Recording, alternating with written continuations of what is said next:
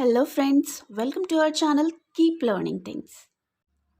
तो इस वीडियो में आप जानने वाले हैं साफ सफाई से रिलेटेड इंग्लिश, क्लीनिंग इक्विपमेंट या क्लीनिंग टूल्स के नेम्स के साथ।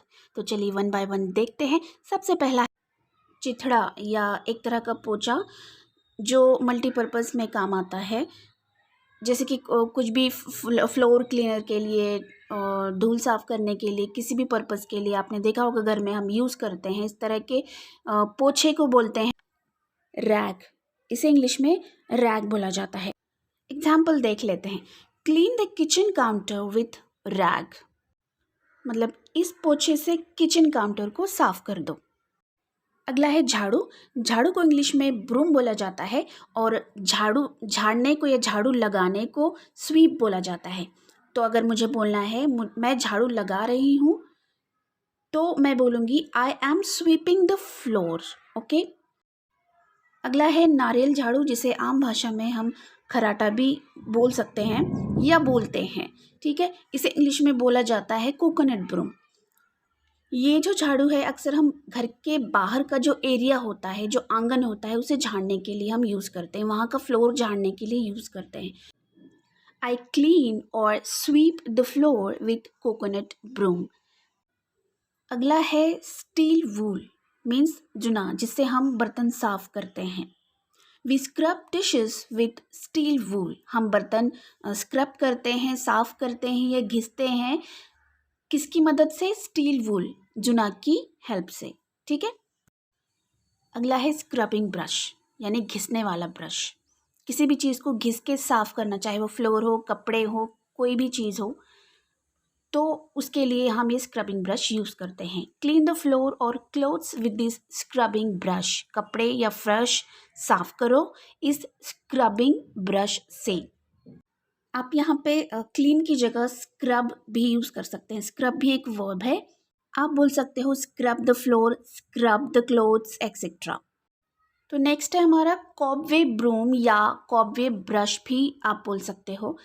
ये होता है मकड़ी का जाला साफ करने वाली झाड़ू या brush. Cobweb is hanging. Cobweb बोला जाता है मकड़ी के जाले को। कॉबवेब इज हैंगिंग मतलब जाला लगा हुआ है या लटक रहा है। ब्रश ऑफ और रिमूव द कॉबवेब, मतलब इसे ब्रश ऑफ कर दो या जाला रिमूव कर दो, निकाल दो इस ब्रश से। ठीक है। नेक्स्ट है स्क्वीजी। स्क्वीजी मीन्स एक विंडो साफ करने का टूल होता है, विंडो साफ करने के लिए यूज होता है। Squeezy of the window means window साफ करो, स्क्वीजी करो। Clean window with a squeezy, आप दोनों में से कोई भी यूज कर सकते हो, स्क्वीजी ऑफ या clean the window with a squeezy. Squeezy एक वर्ब है क्लीन की तरह। नेक्स्ट है स्क्वीजी मॉप या फ्लोर स्क्वीजी वाइपर भी आप इसे बोल सकते हो। हिंदी में इसे बोलते हैं रबड़ पोछा। She is wiping the floor with squeezy mop. वो फर्श साफ कर रही है स्क्वीजी मॉप की हेल्प से। ये स्क्वीजी की तरह ही होता है जो विंडो साफ करने का टूल होता है। एक साइड रबड़ लगा होता है और दूसरी साइड स्पंज लगा होता है, बट इसका जो हैंडल होता है वो स्क्वीजी से बड़ा होता है, साइज में भी ये बड़ा होता है, जो फ्लोर क्लीन करने के, वेट फ्लोर जो होती है क्लीन करने के काम आता है। नेक्स्ट है पेपर टॉवल। इसे पेपर टॉवल ही बोला जाता है हिंदी में भी। We should wipe our washed hands with the help of paper towel after using bathroom. इस तरह का पेपर टॉवल अक्सर बाथरूम में यूज़ होता है, वॉश बेसिन के पास लगा हुआ होता है, ताकि हम हमारे हैंड्स वॉश करने के बाद इससे हम वाइप कर सकें।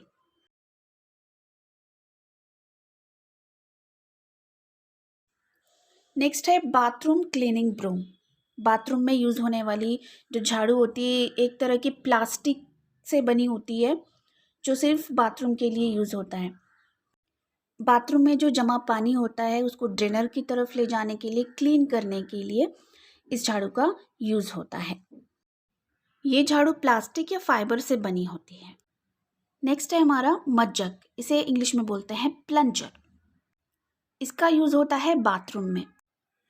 अक्सर ऐसा होता है, आपने देखा होगा कि बाथरूम का जो पानी होता है वो ड्रेन से जा नहीं पाता है, किसी कारण, जो अगर कचरा अगर उसमें अटक जाता है बाथरूम की ड्रेन में, तो उसको साफ करने के लिए बाथरूम का जो पानी है उस ड्रेन से इजीली बाहर निकालने के लिए इस प्लंजर का यूज़ होता है। एग्जाम्पल भी मैंने लिखा है, देखिए।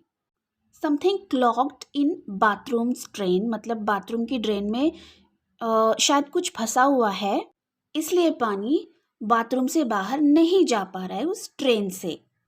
तो उसके लिए हमें क्या करना पड़ेगा? We need to take out accumulated water with the help of plunger. Plunger की हेल्प से हमें जमा पानी निकालने की ज़रूरत है या निकालना चाहिए।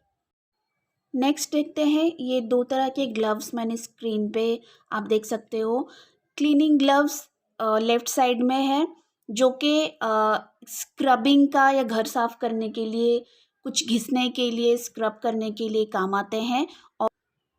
और राइट साइड में जो रबर ग्लव्स है वो भी घर के किसी काम में यूज़ होते हैं, बट पानी से बचने के लिए।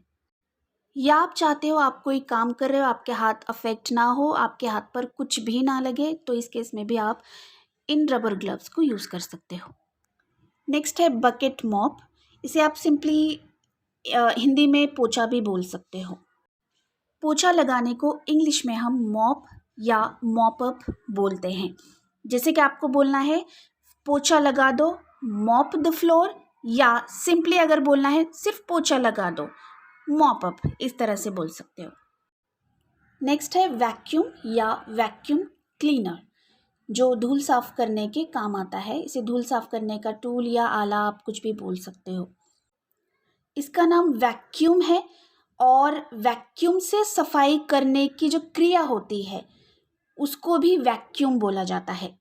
You should vacuum the floor, stairs और कर्टेन। हम फ्लोर को वैक्यूम कर सकते हैं, स्टेयर्स को कर सकते हैं, कर्टेन्स को कर सकते हैं, जहाँ जहाँ पर धूल जमी होती है। तो जो धूल साफ करने की क्रिया होती है वैक्यूम से, उसको वैक्यूम ही बोला जाता है इंग्लिश में, ये वर्ब है। नेक्स्ट है कूड़े का तसला, इसे इंग्लिश में कहते हैं डस्ट पैन। झाड़ू लगाने के बाद जो कचरा होता है वो डस्ट पैन में डालने को sweeping the dirt into the dust pan कहते हैं। मुझे अगर किसी को बोलना है sweep the dirt into the dust pan, मैं ऐसे बोलूँगी। और डस्ट पैन को खाली करना है डस्टबिन में, तो इसे बोलेंगे empty the dust pan into the dustbin. Okay. So next है कूड़ादान, जिसे डस्टबिन बोला जाता है, trash can, garbage can, rubbish can, 3-4 नाम है इसके, ठीक है, आप कुछ भी बोल सकते हो। Empty the dustbin, first example, dustbin को खाली कर दो। सेकेंड एग्जाम्पल, डस्टबिन से बदबू आ रही है, धोना पड़ेगा। Dustbin stinks, have to wash it. I hope friends today's video was helpful for you. If you like this information, if you like this video, please like, subscribe and share this video, because I keep on bringing such helpful and informative videos for you. You can check out my another videos by watching them, which I have given in description below. Thanks for watching.